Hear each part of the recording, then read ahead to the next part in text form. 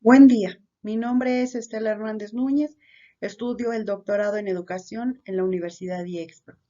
El tema del siguiente video es la importancia del marco teórico en la investigación.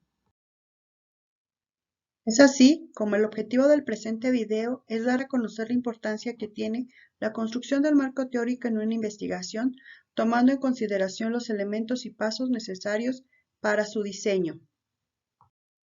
Y bueno, siguiendo con el tema, es necesario tener presente que los investigadores pasan constantemente del nivel de teoría, hipótesis constructual de la observación. Por lo tanto, es fundamental la comprensión de conceptos como los constructos, como los conceptos, como las variables, las definiciones y el tipo de variables para su empleo correcto en una investigación. Entonces, es necesario mencionar que los constructos son conceptos que son concebidos para un propósito investigativo específico.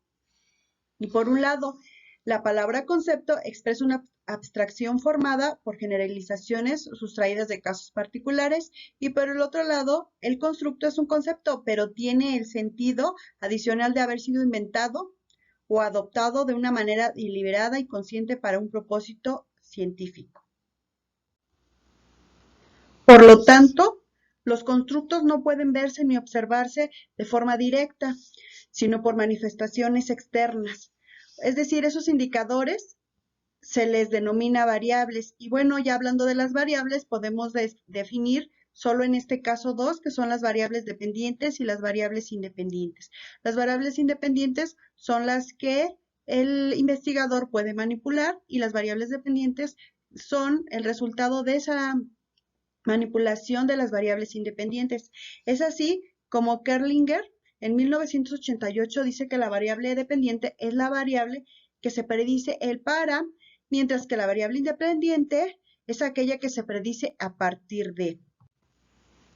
Y bueno, en otro orden de ideas y de forma general se puede decir que existen dos tipos de definiciones operacionales, la de medida y la experimental. En la de medida se describe cómo la variable será medida y en la experimental se explican los detalles operacionales que realizará el experimentador con una variable. Ahora hablaremos de los supuestos de las principales escuelas filosóficas, teniendo en consideración que es importante en una investigación la postura teórica que se realiza al realizar dicha investigación y que será fundamental en la construcción del conocimiento y que por supuesto orientará el diseño del marco teórico. Comenzamos con el materialismo, en el cual se menciona que todo lo que existe es materia y que la materia es fundamento de toda realidad.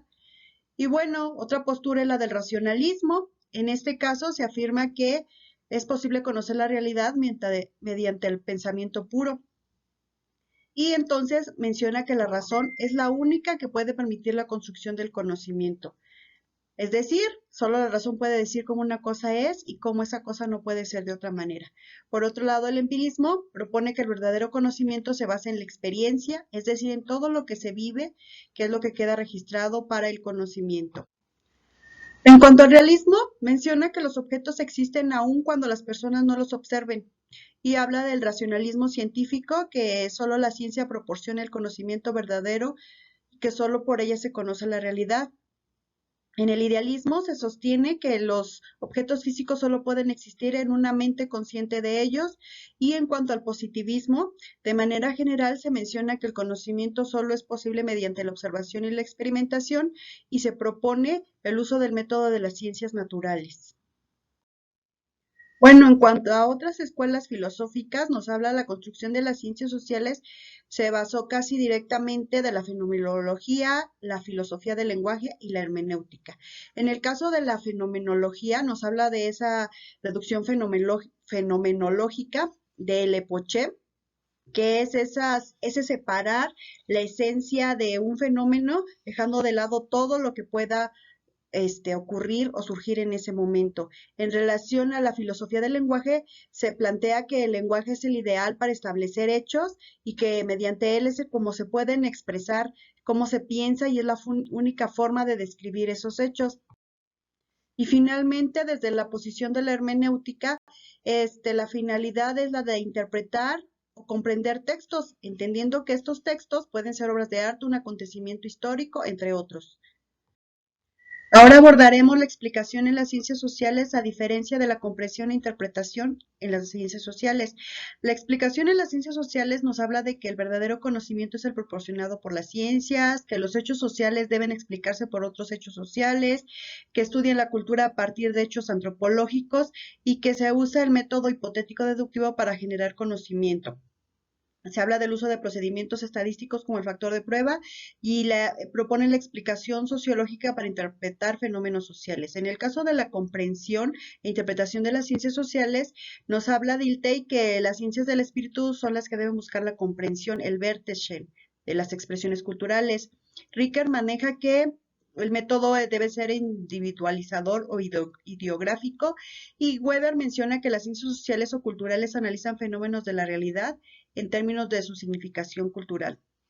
Y así se van armando más teorías respecto a esto, otras posturas, aclarar los conceptos de las formas de vida que involucran un comportamiento basado en reglas, que se formulan reglas relacionadas con la construcción de las ciencias sociales, en fin. Y bueno, siguiendo con esto, de acuerdo con los pasos que deben llevarse a cabo para realizar una investigación, hablaremos de la construcción del estado de arte, definido como una modalidad de investigación documental que permite el estudio del conocimiento acumulado escrito de un área específica. Esto es de acuerdo con Londoño y otros en el 2014.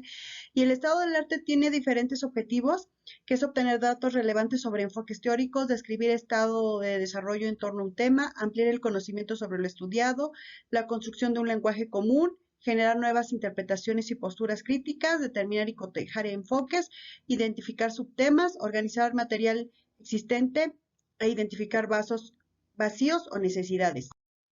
Bueno, y ahora mencionaremos las diferencias entre diferentes conceptos que a veces se pueden confundir, que es el estado del arte, que va dirigido a la formulación y justificación específica de problemas de investigación, el marco teórico, que está dirigido a explicar la teoría y la forma en que se explica nuestro problema de investigación, y el estado del conocimiento en la que estudiantes académicos y tomadores de decisiones interesados en el ámbito educativo.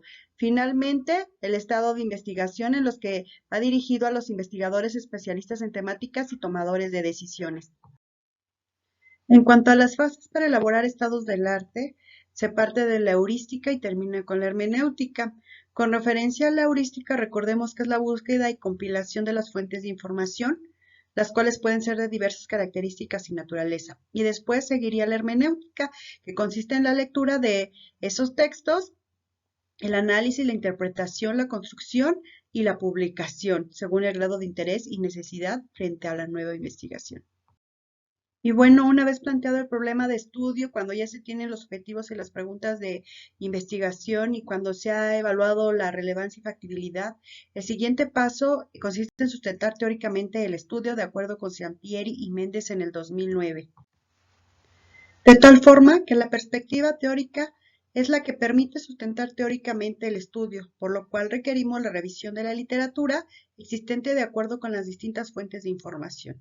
Y bueno, para Hernández, sin fecha, la revisión de la literatura consiste en detectar, en consultar y obtener bibliografía y otros materiales útiles para los propósitos de estudio, de los cuales se extrae la información relevante y necesaria para el problema de investigación. Cabe mencionar entonces que en la construcción del marco teórico depende de lo encontrado en la literatura, ya sea las teorías, las generalizaciones empíricas, que son las proposiciones que han sido comprobadas en la mayor parte de las investigaciones.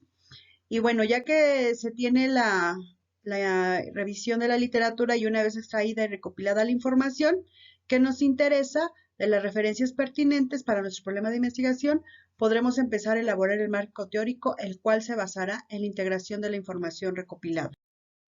Bueno, y de acuerdo con todo lo anterior, se puede concluir que el marco teórico se compone de las teorías, los enfoques teóricos, los estudios y antecedentes concernientes al problema de investigación, por lo que es necesario buscar, consultar y extraer la información necesaria de la literatura existente, además de que es fundamental seguir los pasos necesarios para realizar una buena investigación, ya que la finalidad principal del marco teórico es el de guiar el proceso de investigación, brindar los principios y tomar distintos conceptos y en base a este llegar a un resultado garantizando la aplicación del método elegido para dar respuesta al problema de investigación. Gracias.